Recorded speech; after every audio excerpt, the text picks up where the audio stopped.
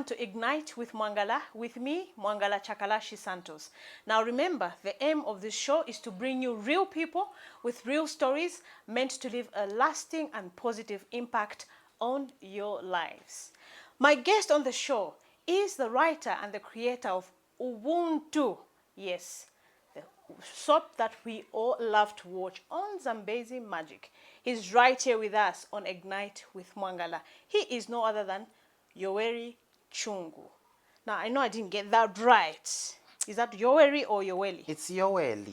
Yoweli. And you say it with the Zambian-ness. Yoweli. Yoweli. Chungu. Yes, Chungu. Fantastic. Yes. Now, who is Yoweli Chungu? And I want you to talk about, you just told me a story before we sat on set that, you know, you had gone to South Africa and then they asked what your name was. I want you to tell that story now.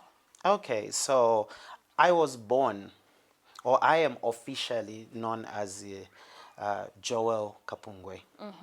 And so a couple of years ago, I was in Cape Town at a film festival representing Zambian film. And I was with these white people, different people from different races from different parts of the world. And everyone introduced themselves. Hi, my name is Peter. My name is John. My name is, you know, all these names. And I said, oh, hi, my name is Joel. And this guy looks at me and says, and he's white, and he says, what's your name? So I didn't get it the first time. I said, Joel. He says, no, what is your name? Immediately he said it, my aha moment went like, boom. And I felt my umbilical cord keche. Yeah. Then I knew he was asking me who was I in the African context of what my name was, what was my identity. And that's how Yoweli was born.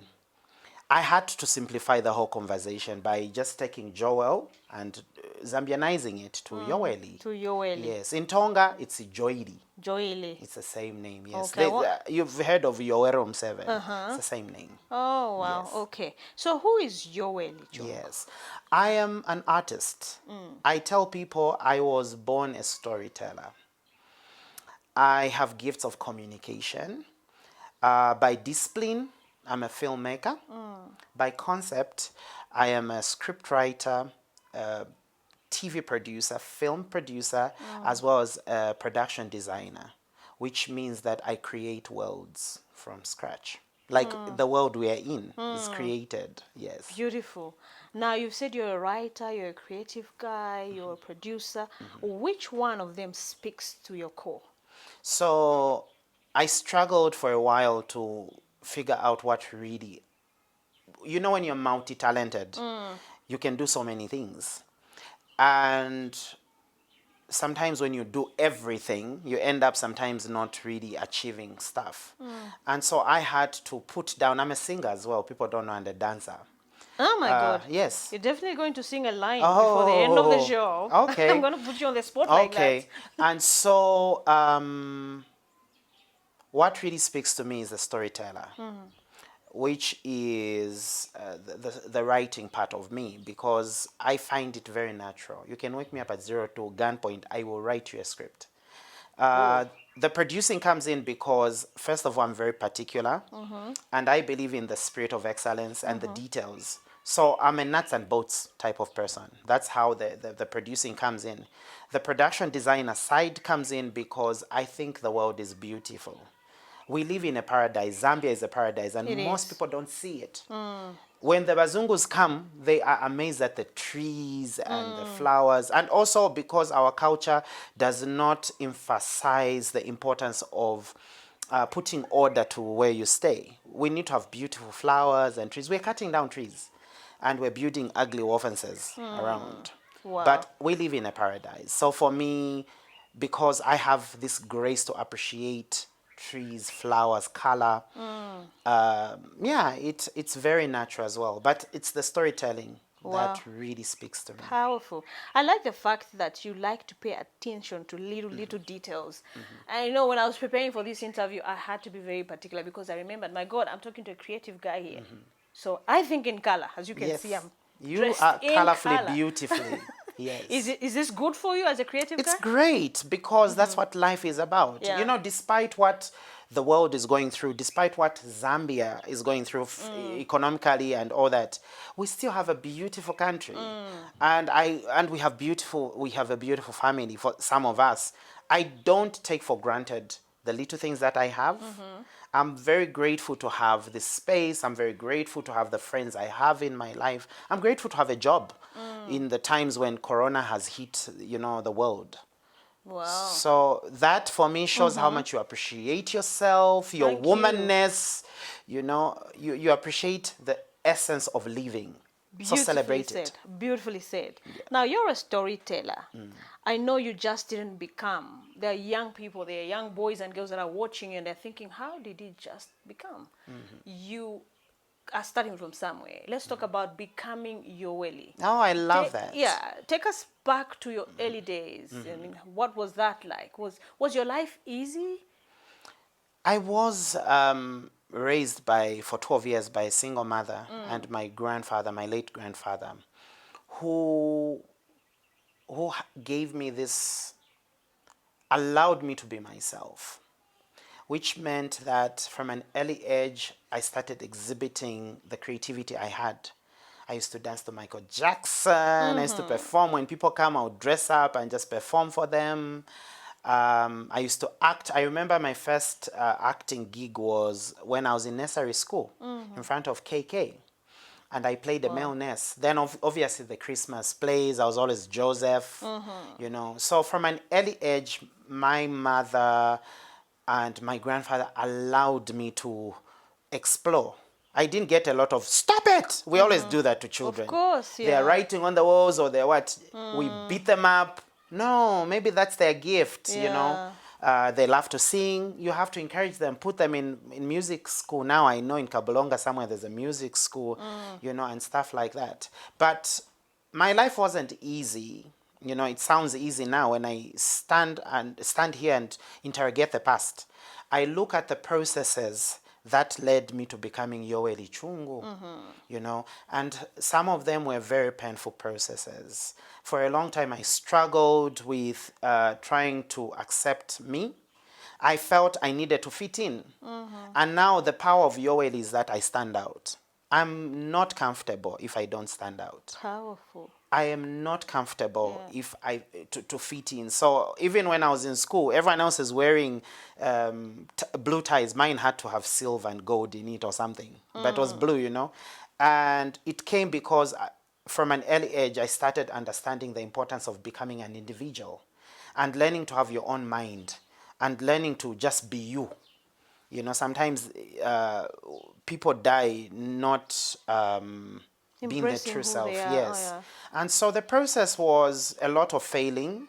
I failed. I made a lot of dumb choices. I'm a young person. I'm experimenting with myself. I'm experimenting with life. And then, stuff happened. A lot of stuff happened.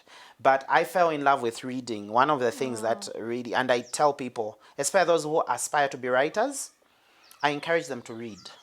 Read anything. Read something on Facebook. Read a book. Read. There's You a started key in reading at 13 years. Yes. Yeah. Has that helped your career? Too much. My mind is full of worlds that I have to explore. I tell people I have so many messages. I've got so much to give because from 13 years old, I started reading novels. I started reading, and that ignited the idea that I could write. So I started writing a book. And then my grandfather saw one of the books that I wrote. It was just in a handwritten, and gave it to one of his friends who was from the old school, the old writers from back then, the 70s. And this man read my work and says, the way you write like you should be writing for TV.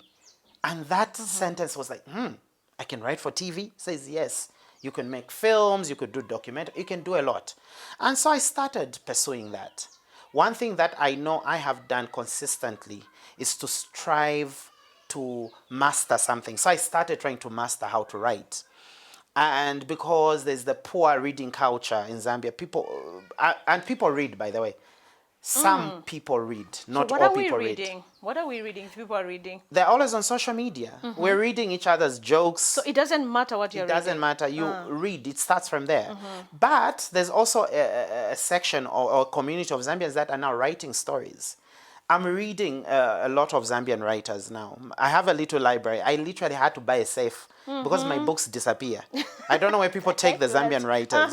So I've got stories about Lenchina. Oh, you read VJ. all those? I do read all those. Oh, And wow. one day, my dream is to tell those stories, to adapt them into filimu. I'm hoping to do a Simon Mwansaka Pwepwe story for next year. I like the way you call it, filimu. It's filimu. And, Sounds lousy. oh, there you go. Loco is like a Filimu, reading. oh, of course it is, yeah. So Now, the whole process happened, and we're here. and boom, we have Yoweli. Now, I like the fact that you always say that TV is intentional for you. Yes. What do you mean when you say TV is intentional for you? I realized that TV media influences the culture. Part of even the way I'm looking is probably inspired from what I watched on TV, you know. And so I realized there was power in it. There was power in how I could shape the conversations. I keep on getting worried every time I sit to watch local TV and the images I'm seeing are foreign images. Even some of the stories we're telling as Zambians are copycat pastes of some foreign concepts.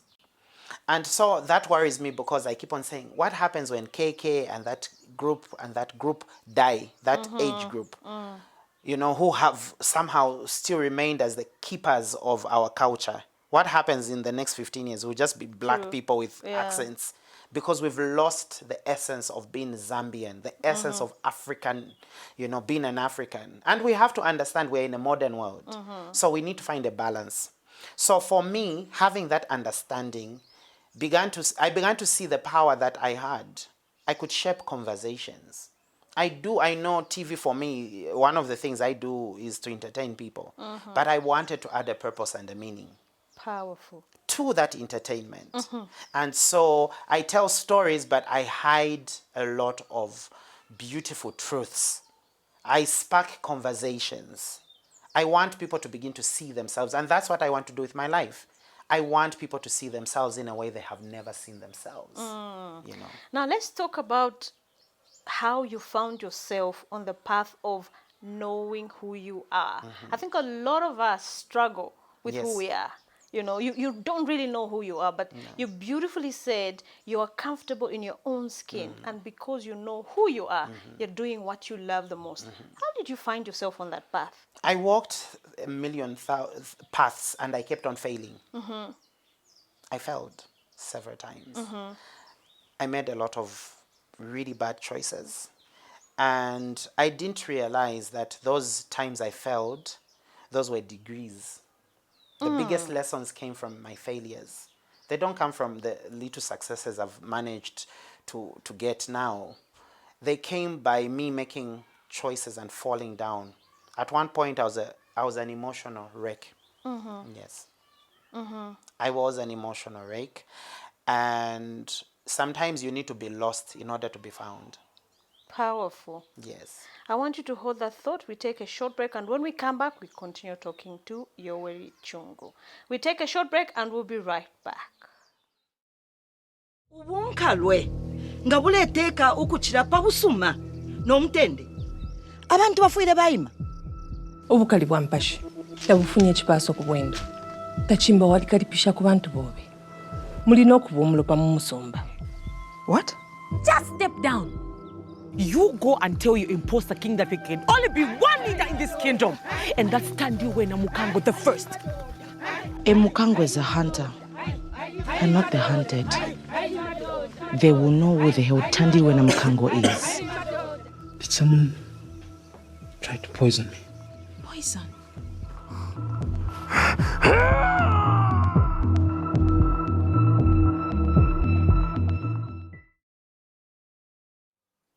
Welcome back. If you're joining us now, I'm talking to Yoweli Chungu, the creative mind behind Ubuntu.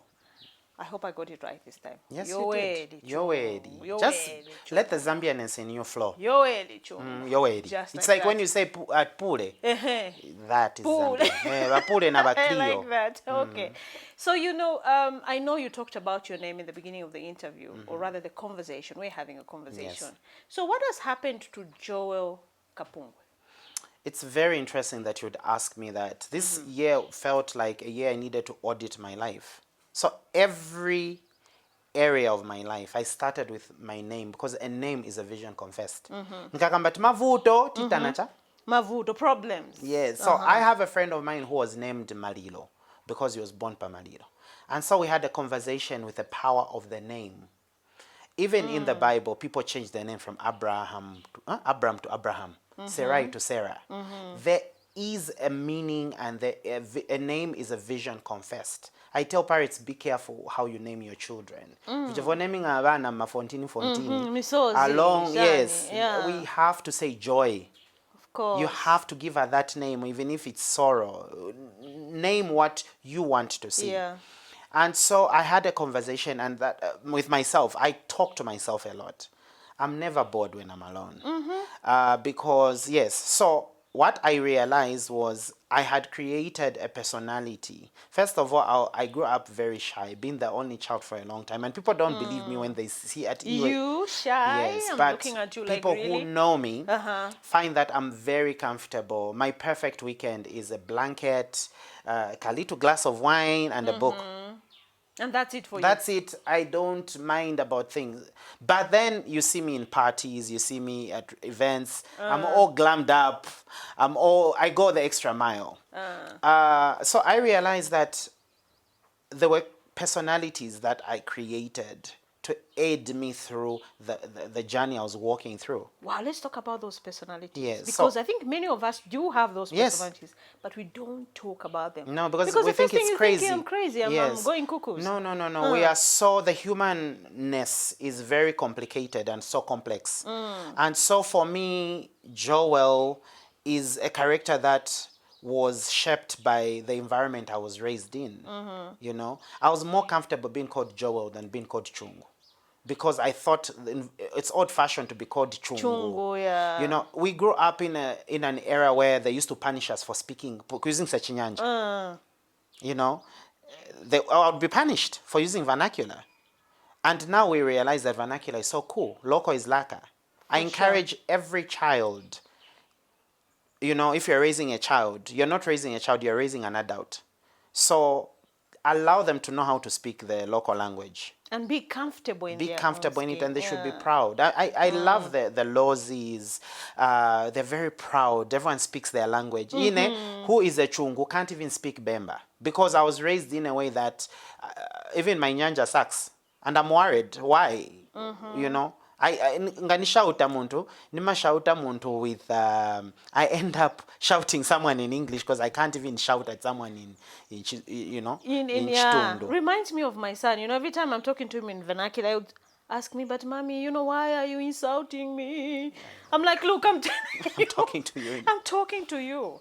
Now, let's talk about some of the challenges that you faced. I know your life hasn't been easy. No. You're a storyteller. Tell us the story of, some of the challenges that you have faced to where you are now. Those challenges make me so human. And also, every challenge and problem and situation I've gone through has become a foundation. So I use my past, my mistakes, as garbage that I use as fertilizer, inankala manure. You have to, because a lot of people are stuck in, I did that 10 years ago, my mother said this, my father didn't do this.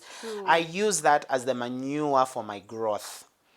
It has given me a reason to fight. It has given me a reason to wake up and study more.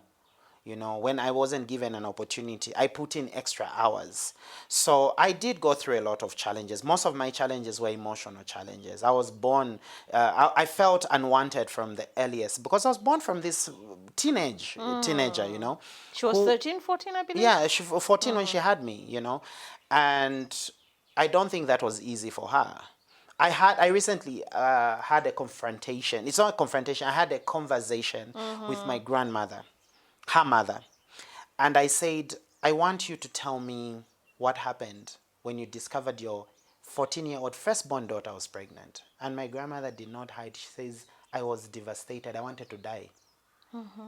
That felt like the end of my world, because I was so hurt that my daughter could do this. But I also grew up with that feeling of not wanted. So I struggled with a spirit of rejection. A lot of things rejected me. And I see this with a lot of people.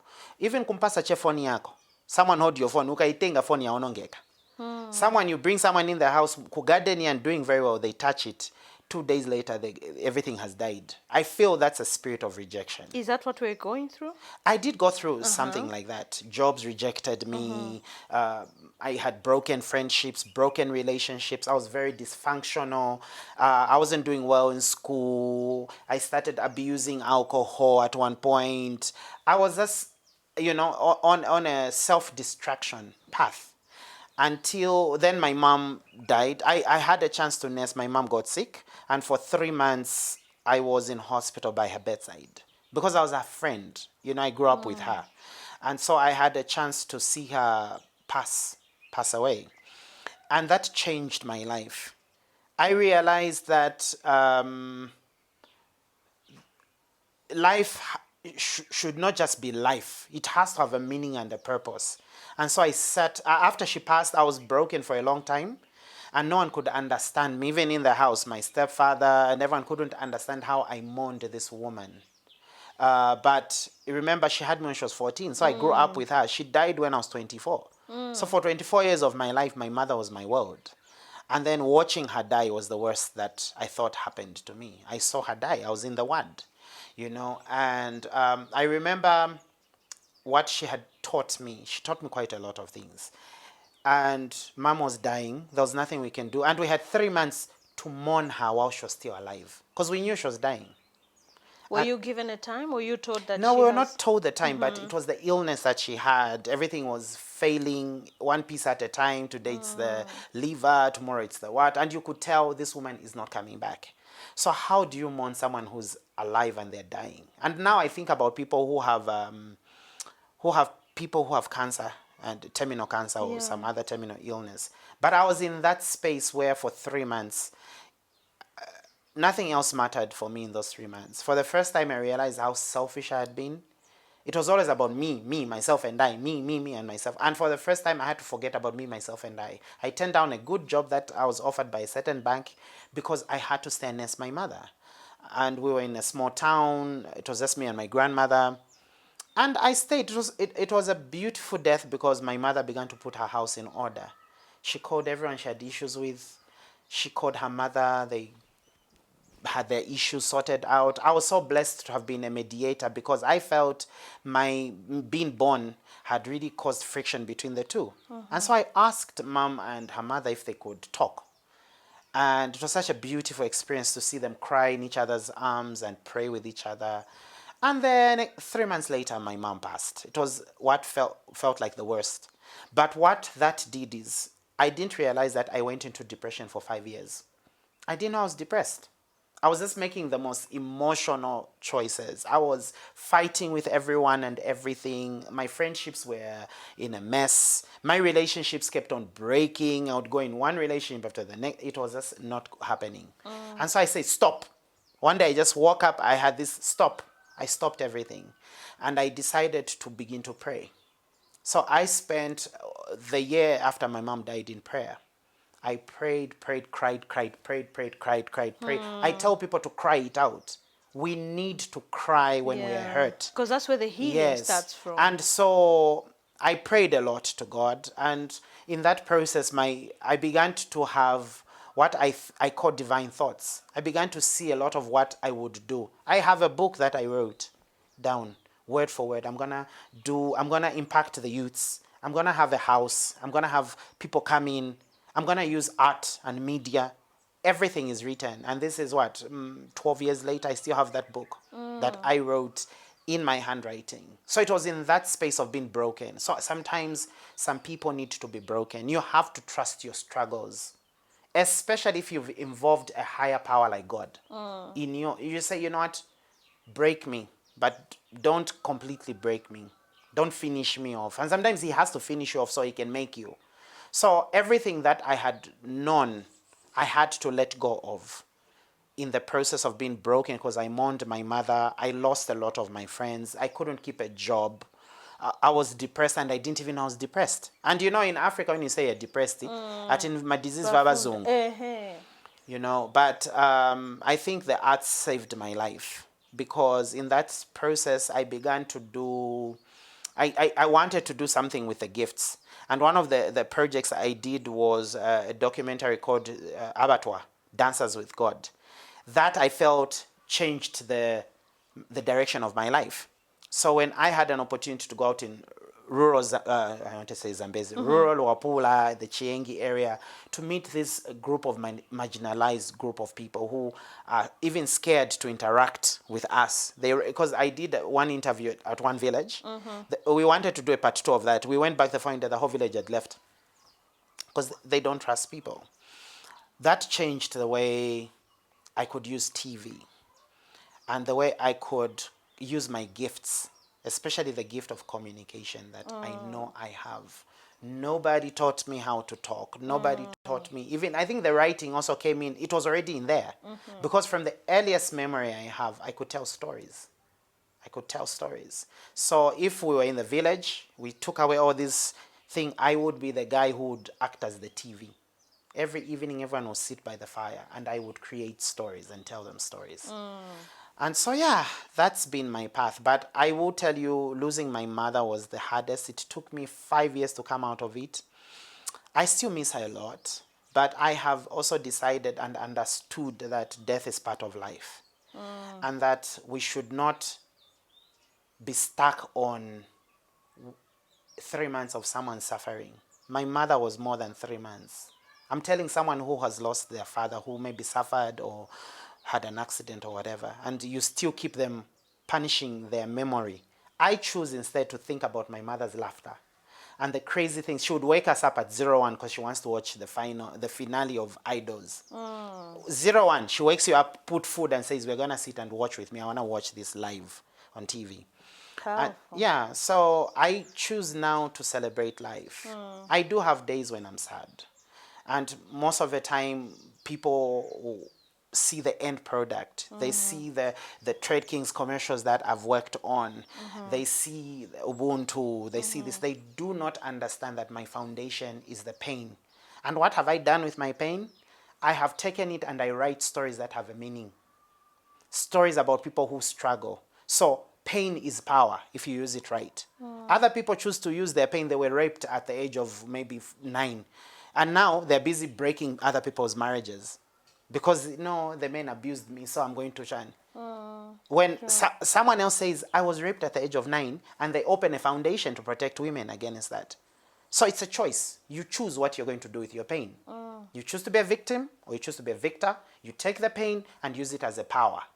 And you add meaning and purpose, and you can change the world. And it doesn't have to be what I'm doing. I'm in TV. I work on TV. I work in TV. I'm blessed to have such a platform. But what if you're not on TV? What if your power is to talk to someone in the community? I saw my mother do that. She spent, and this was really irritating for me and my brothers. She would find someone like a teenage mother or someone who's like homeless or whatever, bring them in and take away from our wardrobe the best and give them. I didn't understand it then. I understand it now, what she was doing. That was her ministry. Her ministry was to minister to the young girls who, like her, had also made dumb choices or really poor choices. And she gave them this thing, because one of the ladies came up to me and she says, I had my baby when I was 16 and I was kicked out. Then your mother came and just took me and just told me everything's going to be okay. Don't blame your son, love your son. That was her ministry. She served her purpose using her pain and her mistakes. And so I'm privileged to do TV. And now I'm going into books. I want to do cartoons. So we'll talk about later, but let's talk about your mother now. Yes. If your mother was here today, do you think she would have been proud of the man that you've become now? I feel my mother's love every day because I've locked away some memories. I choose to remember her laughter. I choose to remember her bathing me, and the days when I even remember when she used to whip me up. But now I have my own son, and then when I'm whipping him, I even explain to him and say, I'm whipping you Why I'm because you whipping you? misbehaved. She did that a lot. Yeah. My mother is very proud of me. Someone asked me, if your mother was still alive, do you think you would have even? I said, no, I wouldn't have. My mother loved me so much that she would have not allowed me to go through the pain I went through. Yeah. Which is the proper ingredient to where I am. It's the manure I need for my It growth. had to be part of your journey. I've thought about how, one day I woke up and I realized, my mom had to die for me to be able to become me. And I know it's a weird... That's powerful. Yeah, so some of the people would have been a hindrance, and I think she would have been a hindrance to the calling. Because for me, this is a ministry. I use media, I tell modern day parables. So if that's why it's intentional. If even the commercials, if I had to show you one commercial and I explain to you what the intention is, you know. So we have lost, and I have been privileged to have been her son. And I'm talking to a lot of people because they are prisoners of pain. And people don't know how to mourn. Especially in Africa, we end up fighting each other, recruiting each other, hating on each other. I really hope someone will understand that death is part of life on earth. Powerful. Are you a spiritual guy? Yes. That's a sounding yes. It's a yes, because there have been a lot of signs that have shown that I am very spiritual. I grew up in a Christian church. And the way I understand God is very interesting. God is love. There are days I tell people, God is so much love that one day you just say, this hell and thing I've forgiven. But yes, I am a very spiritual person. I believe in love as an energy. I believe in truth. I believe, and I'm not perfect. I try so much to build my foundation on love and all those beautiful things. But I was raised to respect and love myself first. Wow, God is love. Yes. We take a short break. When we come back, we talk about the story of Ubuntu. Yes. Please stay with us as we take a short commercial break. Mwati mambo yako kulita chimba na mkazi wake na mwana wake. Bapongozi, I'm sorry to be the one to give you this bad news. Wala mulilo weshika muno munzi. Muli kwanja ya muntu. Kaleza. Sikama jaya palibe mvula. Bavemba bamakambati. Lesa ni maji yotola. Elo kasomborefu wabyere. Vunsi bichevuwa ipa vyewenzo chita. Jikubwererera. Ero tikaibosirizana iwe naine. Mendo ya chibindi yangalengese wina pano asipeza mukamo kankalamu.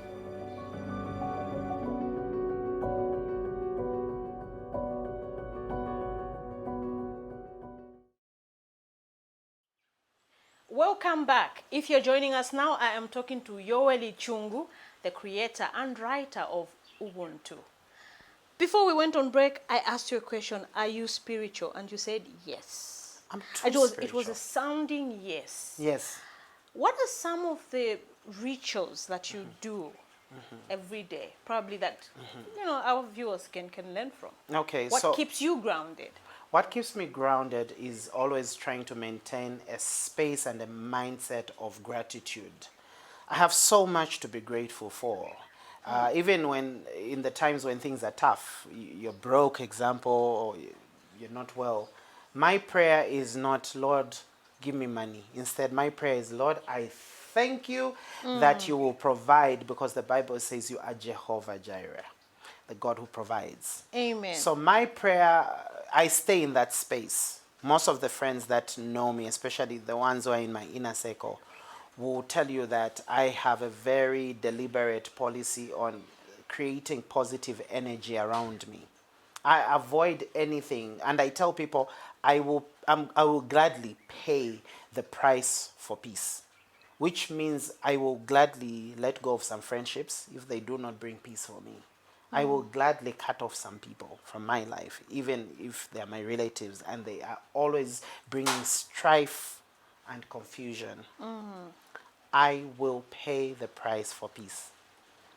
Because for me, being in a space of peace is a space where I become better than my best. I really, really focus on becoming better. I do not major on the minors. I major on the major things, like living life to the fullest, but like bringing the best out of you. And that's what I believe this show is about. That's powerful. Yes. Exactly. That's So what the I show is do about. that. I also have a very interesting ritual. I call it a ritual. I've done for the last 3-4 years. Every morning, I do not leave my bed without spending 30 minutes just being grateful. So I meditate on thank you. Yeah. And now Facebook helps me. Every day I look back, 11 years ago on this day, I was going through this, because you know how we post stuff. That has been a thing. I always have to be grateful for what I have. Oh, that's powerful. So you every day you count your blessings. I count So in my that 30 blessings. minutes, what do you do exactly? You just count your blessings? I You am look in at a things space where I'm quiet, and I use my mind powerfully to go back and look at what happened yesterday and what good came out of yesterday. Even when you had a situation like the whole day you didn't have, there was load shedding. For me, like the other time, I was like, oh, we were stuck with my friends and it was load shedding. What that did for us is we didn't have TV to disturb us.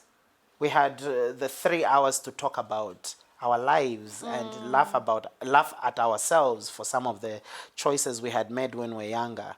It was in that load shedding moment under the candles, our phones went off. So Yeah, so you we had now time to focused on yourselves. talking and bonding. Yeah. So I look at life like that. I look at the positive side of life. Though it's very difficult sometimes. But because I've done it consistently for 3 years, it's very automatic that I can block out anything for those 30 minutes. And just say thank you. Thank you about. So if I don't have money and it's the middle of the month, instead of me worrying about, oh, what will I do? I have to feed my, the people I look after and stuff. I'm grateful to say, I know there's a solution. There'll be a way. Something will come. So yeah, that's one of the things I do. That's so powerful. Now let's talk about the story of Ubuntu. What inspired you to create Ubuntu? So there's so many setups, so many series of events that happened in my life that led to me being inspired to create the concept Ubuntu. First of all, Ubuntu means I am who I am because you are who you are. Which means if I mistreat you, I'm mistreating the entire human race. Okay, because we are connected. But it also comes from a series of personal, like I say, there was a series of personal issues happening. And I was homeless for 3 weeks at one point. I had been kicked out of home. It's now, this is what, 10 years later. I used to think I was the victim, but I really provoked the situation. So my father kicked me out of the house. And that was the first time I was homeless. I grew up Kumayad. And I decided I was done with temporary solutions. I needed to find a permanent solution for myself. And so I stayed on the streets, and it was scary. I was in Intercity there, where you sit on the benches with the street kids and people, and watching people come and go, and you sleep there because at least no one will harass you. They'll think you're going somewhere.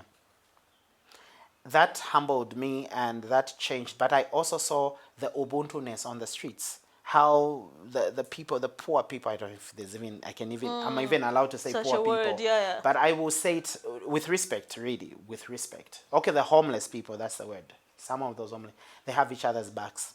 And they would share food, they would, and I felt, oh, that's Ubuntu.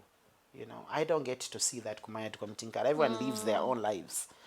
And yeah, that began, and also the conversation I had with a friend of mine during that time. I went to visit him, and we're talking about Africa has no African hero. We know Batman and all this. But are you sure we don't have our own heroes? And I started thinking of writing a character called Ubuntu as a superhero. Though as time went, and that was 2012, as time went on, the story mutated. It took on the form of, I allowed the picture in my life to paint itself backwards, which meant I started interrogating my past. I looked at my family setup. I audited what has my family achieved, how far have we gone, where have we failed. Some of the things I picked from that conversation with myself, raw conversation, was how sometimes as a family, just because you and me have issues, our children will also have issues. So we recruit people. I'll go and recruit, if you and me are brother and sister, I'll go and recruit the other sisters to hate on you. True. You know, and then our children are affected. So I tell my cousins, if our parents had issues, it's their business. You and me, we have to, you know. And so I started writing a story about a dysfunctional family who has a lot of communication breakdown. And that is what Ubuntu is about. It's about real people trying to just become better or trying to survive. And in the process, they do not know how to communicate with each other. The premise of the story is the fight for the throne, which is a beautiful metaphor for me, because who sits on the throne of your life? All of us have a throne, but some of us, we've allowed other people to sit on the throne of our lives. So they control us. It could be a husband, it could be a wife. You have just given up your identity, your cause. You don't even have a personal vision for yourself. And you allow your father's vision to carry, and you hate your job because you were forced to become a doctor and you hated anything to do with hospitals.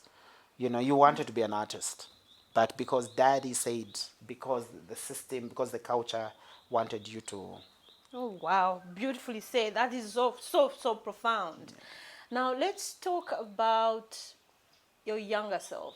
Yes. If you were given an opportunity to say something to the younger Yoweli, what would that be? Don't be afraid. A lot of people are afraid. I was afraid of what people would say. I was afraid of what people thought about me. I was afraid. And right now I'm old. I'm like, everyone is entitled to their opinion. Timakamba, and all of us will talk. I will remain and talk about you when you're gone. But it's my opinion. It changes nothing about you.